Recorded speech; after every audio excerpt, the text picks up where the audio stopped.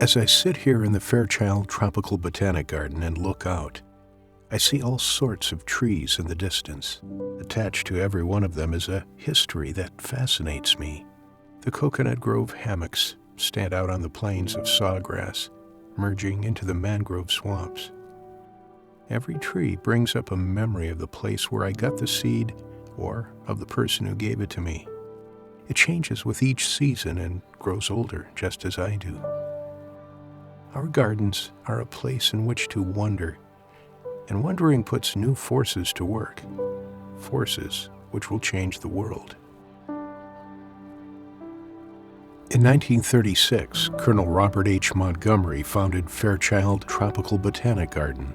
Colonel Montgomery, a Connecticut accountant who established PricewaterhouseCoopers, purchased the 83 acres on Old Cutler Road and deeded the land to the Parks Department of Dade County to partner and maintain the property, along with Everglades defenders Marjorie Stoneman Douglas and Charles Crandon. We then obtained the services of William Lyman Phillips to landscape it, well known for his work in the Panama Canal Zone and the adjacent Matheson Hammock Park. As this was in the middle of the Depression, the Civilian Conservation Corps helped in the construction of the stone walls and original buildings. In the Montgomery palmatum of the garden, over 250 species of the queens of the plant kingdom thrive. In honor of Liberty Hyde Bailey, a palm glade is fast taking shape along the shore of the shallow lake. Tropical vines are beautifully displayed over a long pergola, the interest of Mrs. John B. Semple. Then, in 1939, with World War II looming, Anne Archbold and I would embark on a plant-collecting voyage to seed the garden. Marion and I traveled cross-country to Los Angeles and boarded a freighter passing through Kobe, through Shanghai, then aboard the Chinese junker the Chang Ho, from Hong Kong to Manila, and the seas off Indonesia.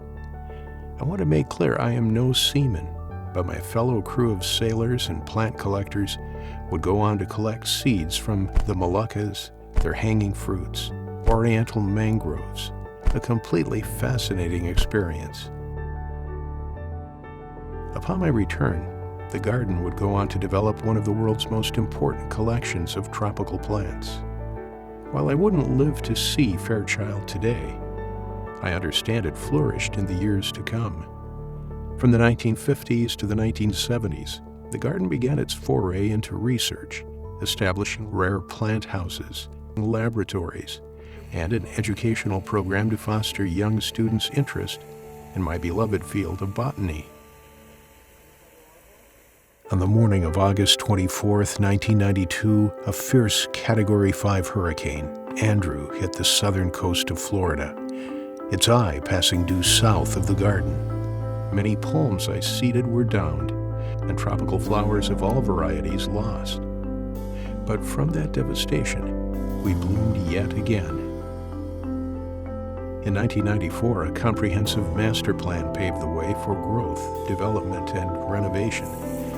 We've brought flora and fauna from Madagascar.